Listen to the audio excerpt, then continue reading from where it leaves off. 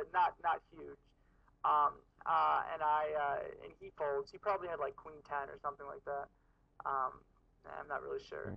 Anyways, so it's not a tremendously non-standard. It's a pretty standard hand. The bet sizing is for me. The bet sizing changes between like 55 and like 80% of the pot, based on a lot of different things. Um, I would say specifically it is based on just what has happened in recent history. Um, I don't know, just kind of what's going on in recent history. This eights hand is really interesting. I don't think I played it particularly well, but I'm just not really sure what I can do differently, which is interesting because you have, me playing 500, 1,000, and I'm a little unsure myself, which I'm usually not.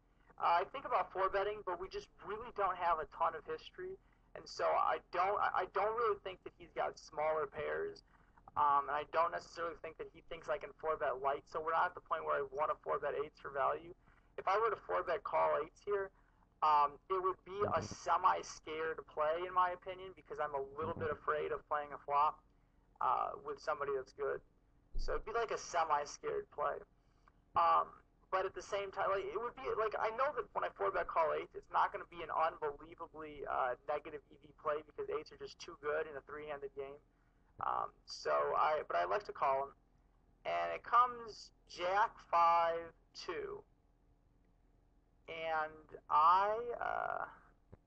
it comes Jack 5-2, and TC bets, and again, a decent amount of his face cards have picked up a pair, anything with Jack X in it. I just want to point out I folded Jack King off on the top left. Again, he's gonna, oh my God, Clayton will three bet me good, or he will three bet me in good spots, and so I'm just gonna let him. I would rather take the slight EV that I lose by folding too much pre-flop than the huge EV that I lose by folding. Excuse me. I would rather take the slight EV that I lose by folding too much pre-flop than the huge EV that I lose by playing too many hands out of position pre-flop, specifically hands that can be dominated. And he won't. I won't know his bluff frequencies, and he'll just be able to act after I'm able to act. So it's difficult to play well in spots like that. Now the turn is almost always a bet for me.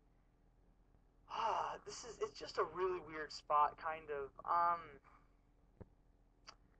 I don't know. It's a really fucking weird spot. I just can't really think of a number because of how weird stacks are. I just can't really think of a number. I just feel like I just have no idea what amount I should bet. If I bet 17-5, is he going to check shove ace queen? Is he ever checking like a reasonably big hand to me there? I think I needed to charge ace queen. Since the four is not really a good two barrel card. Since the four is not really a good two barrel card, I think there's a pretty good chance that I needed to charge ace king ace queen because since it's not a good two barrel card, I think that he will bet all of his value hands on it. Is what I'm trying to say. So when he checks, I think that I'm just usually ahead.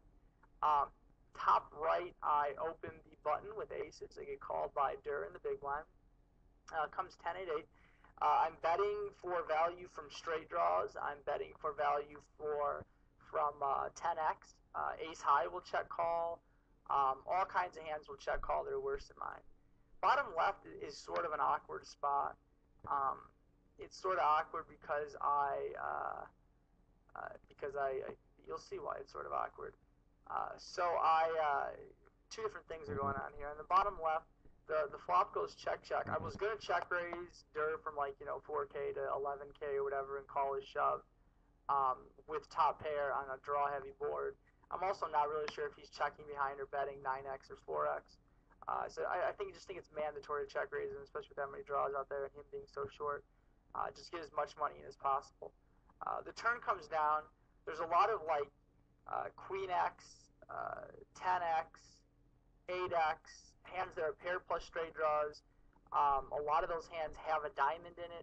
Just everything that's going to call my turn bet. So I'm going to bet 4,500, a little bit on the bigger side, and hope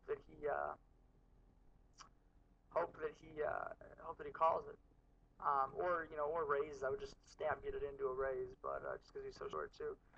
Top right, not really sure what bet size. I'm just really making sure he doesn't fold a 10. So I'm just going to go ahead and bet what I consider to be a relatively normal bet size, and he snaps it. Yeah, and I don't think I go back and look here in this video because I just recorded it a couple days ago. Pretty sure I don't go back and look, but I think I looked later, and I think he actually had I think he had jacks, actually, pocket jacks, which makes sense. Cooler for him, obviously, and good hand for me. Unfortunate that he wasn't a little shorter and he 3-bet pre-flop, so I could have 4-bet, or just he 3-bet pre-flop, and he could have just value timed himself in 3 streets. But shit happens. Now, my hand is strong, relatively speaking, on the left-hand side, the bottom left-hand side. But if you notice all the hands that I was getting value from on the turn, all those hands pretty much got better on the river. A lot of them made a straight with a queen. There's just a ton of hands like queen 9 and shit that are like in his range. Just a lot of shit that's in his range that has a queen in it. Queen X of diamond. There's just so much shit that is better than me. Obviously, he's value betting a 7 because he doesn't expect me to check a queen, and the 7 has strong absolute value. Bottom right hand side, I'm not going to continue barreling because he has ace X so fucking often. He has ace X an absurd amount of the time. After it goes bad and whatever, he bets and excuse me. After he checks and I bet and then he calls, he's gonna have a lot. In the top right, I call with Jack 9. It's relatively close, I think, when he 3.5x's it, especially I don't think he's really light there very often. But again, I talked about this dynamic earlier. I'm just gonna dick with him. I mean, there's going to be some dicking going on. There's no doubt going to be some dicking going on. Because I have position on him. So I don't know how he's going to play at these stakes. I played him heads up once, and he was European. So, yeah, I don't know. I just don't know how everything's going to go with these stakes. Bottom left-hand side. Bottom left-hand corner is really an awkward spot. I 2.5x the button so I can make a little bit looser peels pre-flop. So I called with 9-8 offsuit. And I'm pretty happy. I'm okay with my pre-flop call.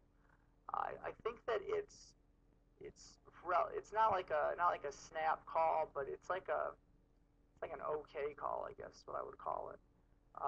Martinez is not playing particularly well or particularly badly. He's c-betting with a relatively high frequency, I think, in 3-bet pots, and he was betting what I would consider to be a large amount of the pot. Now, I have bottom pair, not middle pair. I'm behind every other pair plus gut shot combo, which he probably has a lot of. Jack 10, 10, 9, Queen Jack in his range. I'm just not really even doing good versus something like King Jack or like Ace King.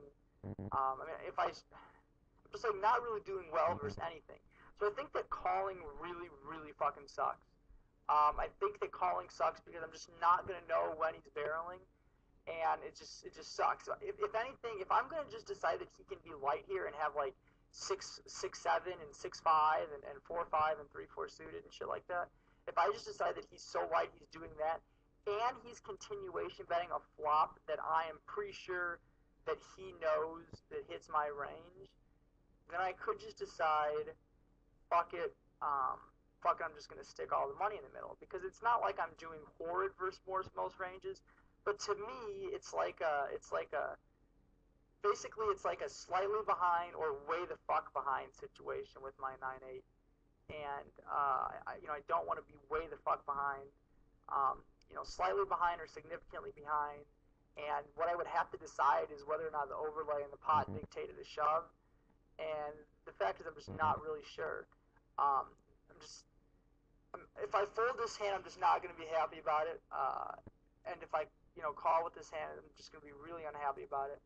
And if I go all in with this hand, I'm also going to be pretty unhappy about it. So I feel like no matter what, this is an annoying spot. And maybe if I'm really just going to get dicked with this much, if I